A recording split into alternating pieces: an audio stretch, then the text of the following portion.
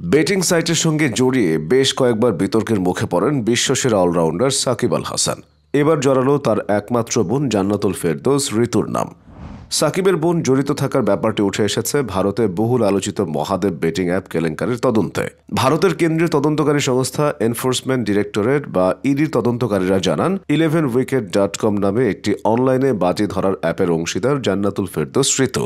সম্প্রতি Mahadev betting app কাণ্ডের তদন্তে গ্রেফতার করা হয় দুই ব্যবসায়ী গিরিশ তালরেজা এবং সুরজ চোখানিকে। তদন্তকারী সংস্থা ইডি সূত্রে জানা গেছে, সুরজ চোখানিকে গ্রেফতার করার পরই তিনি সাকিব আল হাসানের বোনের নাম প্রকাশ্যে নিয়ে এসেছেন। সুরজ বেটিং অ্যাপ 11wicket.com এর অন্যতম বিনিয়োগকারী। কাঠমান্ডুর একটি ক্যাসিনোতেও 40 কোটি টাকা বিনিয়োগ রয়েছে তার। সুরজের দাবি, 11wicket.com এ তার সাথে বড় অংশীদারিত্ব রয়েছে সাকিব আল হাসানের বোন জান্নাতুল ঋতু হাসানের। ভারতের সংবাদ মাধ্যম ইন্ডিয়া টুডে ও আজ তাকের প্রতিবেদনে চাঞ্চল্যকর এসব তথ্য উঠে এসেছে। তবে জানা গেছে, এই ঘটনায় জান্নাতুল প্রত্যক্ষভাবে জড়িত নন। অনলাইন বেটিং অ্যাপে বোনের যুক্ততার এই অভিযোগ নিয়ে সাকিব আল হাসানের বক্তব্য জানতে চাইলে তিনি কোনো মন্তব্য করতে চাননি। এ বিষয়ে তার বোন জান্নাতুলের সঙ্গেও যোগাযোগ স্থাপন করতে পারেনি গণমাধ্যমগুলো। বাংলাদেশের সাইবার অপরাধ নিয়ে কাজ করেন এমন একাধিক সংস্থার সংশ্লিষ্ট কর্মকর্তারা জানতে চাইলে বলেন, ভারতীয় গণমাধ্যমে প্রকাশিত খবরটি এখনও তাদের নজরে আসেনি। এর আগে সাকিব আল হাসান নিজেই আলোচনায় এসেছিলেন স্পট ফিক্সিংয়ের প্রস্তাব পেয়েও আইসিসির দুর্নীতি দমন ইউনিটকে না জানানোয়। ফলস্বরূপ 2019 সালের অক্টোবরে 1 বছরের জন্য ক্রিকেটে নিষিদ্ধ হয়েছিলেন তিনি।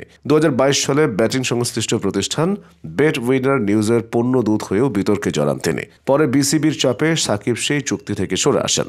2018 সালের শুরুর দিকে সাকিবের একমাত্র বোন জান্নাতুল ফেরদৌস ঋতুর সঙ্গে বিয়ে হয় মিরপুরের সংসদ সদস্য ইলিয়াস মোল্লার ভাই আলী মোল্লার ছেলে আলিফ মোল্লা সাইফের। পারিবারিক ব্যবসা দেখাশোনা করেন সাইফ। একমাত্র বোনের বিয়েতে খরচের কমতি রাখেননি সাকিব। খরচ করেছিলেন কোটি টাকারও বেশি।